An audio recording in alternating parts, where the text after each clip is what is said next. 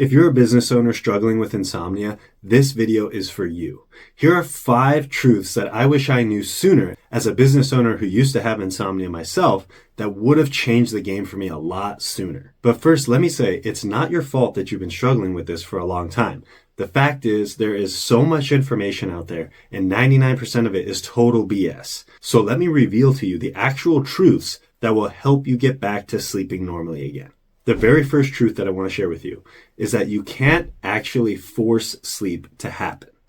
Now, me personally, before I became a sleep coach, I was all into sleep hacks, supplements, gadgets, sleep trackers, all of that stuff. And I was obsessed with them. I would make sure my bedroom was completely pitch black. I'd make sure there's no LEDs. I had my temperature perfectly at 67 degrees every night. I had all the bedding, the coolers, everything you can imagine. Earplugs, blue light glasses, everything. And I thought that all of that stuff was important. But what I've learned over the years, working with actual people with insomnia and helping them overcome it, is that all of that stuff means nothing. All of that stuff is just a way to try and control your ability to sleep. But the thing is, sleep is an unconscious process that happens when we are not trying to control it.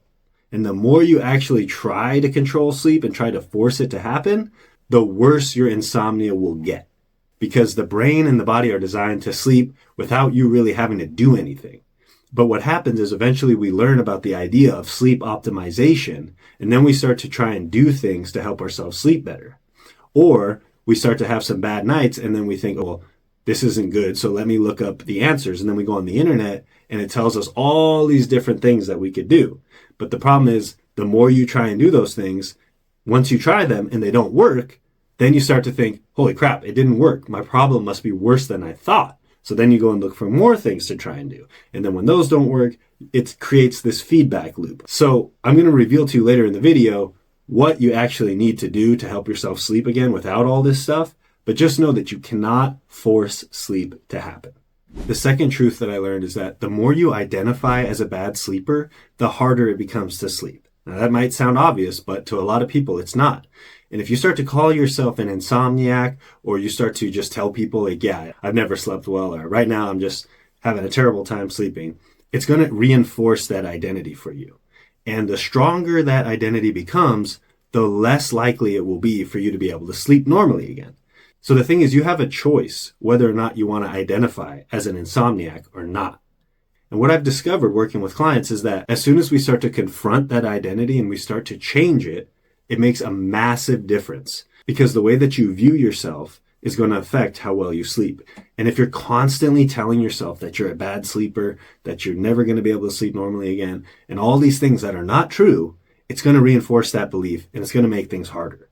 So what I would encourage you to do is to stop telling yourself that you're a terrible sleeper. Stop calling yourself an insomniac and start realizing that there is answers out there and there are ways for you to fix this problem. And you need to become the person who's committed to doing that and committed to actually seeking out and finding the answers for yourself and finally fixing this problem once and for all, and stop making excuses and calling yourself an insomniac.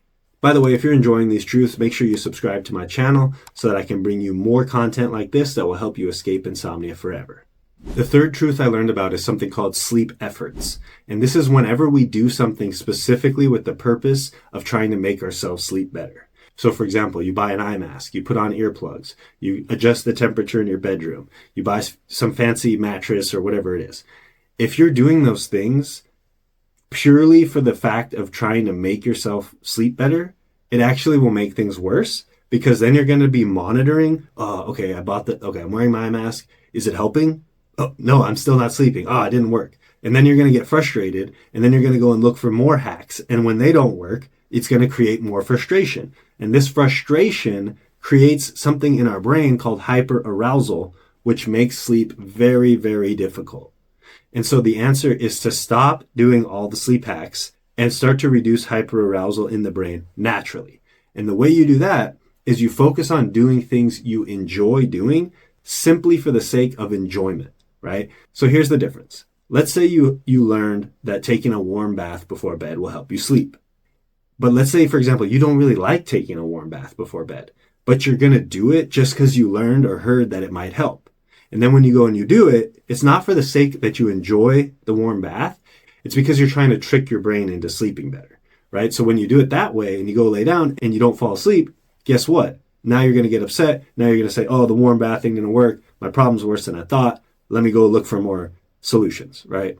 But if you take the warm bath simply for the enjoyment of the activity of taking the warm bath, because it's something you actually enjoy, then that will actually help to relax you. And if you do it for the sake of enjoyment and are not worried about, oh my God, is this going to help me sleep? I don't really want to do this. I'm just doing it to help me sleep. It's going to be a whole lot different. Because the truth is, once you're actually tired and sleepy, what you want to do is you want to focus on doing things that you enjoy purely for the sake of enjoying it. And that will help distract you from thoughts of sleep, and your natural tiredness will take over and it will allow you to fall asleep much easier. And this goes also for if you wake up in the middle of the night. Most of the people that I talk to, when they wake up in the middle of the night, they just sit there, they get frustrated, they look at the clock and they freak out and they stress out and they worry about, oh my God, tomorrow's going to be so difficult. I haven't slept a wink yet, and all these things. So instead of doing that, you want to focus on things that you enjoy, right? Watch your favorite show, listen to a podcast, watch a video on YouTube, anything at all that you can do that will actually bring you, enjoyment because you actually like doing it. This will help to distract you from the fact that you're awake. And when you're not thinking about sleep and you're tired and you're actually sleepy, then sleep can happen on its own. But if you're sleepy and you're focusing so intently on sleep and you're trying to do sleep efforts to make it happen, it doesn't happen. So never do something specifically to make yourself sleep. Only do it because you actually enjoy the activity, and that will help a lot more. The fourth truth I discovered is that the things you do in the daytime also affect your sleep at night. And the most important thing you can focus on during the day is what I call self-kindness. So being nice to yourself, giving yourself forgiveness, treating yourself well, giving yourself nice things, and just being nice to yourself overall. And most importantly, forgiving yourself for being a quote unquote bad sleeper. So no matter how long you've had insomnia, you're going to want to forgive yourself for all of that. If you've ever beaten yourself up because you couldn't sleep or gotten angry at yourself for whatever reason because of this problem, you have to let that all go and stop beating yourself up. Okay, so during the day, just focus on being kind to yourself, doing nice things for yourself. And then when nighttime comes, focus on doing things that you enjoy for the sake of enjoyment, and you'll find that sleep becomes much easier. And the fifth and final truth that I discovered, and this is very relevant to you as a business owner, is that when you try to make sleep a performance and you try to achieve when it comes to sleep, like let's say you're like, I'm going to shoot for 8 hours, that's my goal, I'm going to do everything I can to get there. That works really well in business and in other areas of life. But with sleep, when you try to make it into a goal and a performance and something that you're going to do really well, it actually sabotages you and makes insomnia worse. Sleep is not something that you want to turn into a performance goal. What you want to do instead is just focus on doing the activities that will facilitate sleep to happen on its own, automatically and naturally, right? And that comes down to, number one, making sure that you've been awake long enough, okay? So you have to be awake at least 17 hours before you're actually going to even start to feel sleepy. And a big mistake that people make is they try and catch up on sleep, right? And so they take a lot of naps, they sleep in, or they go to bed early, and they don't let this sleep drive really build to a high enough level. And so then they can't fall asleep and they wonder why. So that's the first thing. The second thing is you have to reduce the hyperarousal in your brain by doing things that you enjoy. Because when you do things you enjoy, it releases chemicals in your brain that counteract stress and anxiety and worry, and they make you feel relaxed and calm. And when you're relaxed and calm and your sleep drive is high because you've been awake long enough, sleep returns to normal. So those are the 5 truths that I wish I had learned sooner as a business owner that would have helped me get rid of insomnia a lot faster. And if you're looking to actually get rid of insomnia forever, then go down to the description and you'll be able to book a free sleep assessment call with me. And on this call, we'll talk about all the struggles you've been having with sleep, what your goals are, and I'll help you put together a roadmap so you can achieve those goals within the next 90 days. So go down below, book that call, and I look forward to speaking with you soon. Have a great day.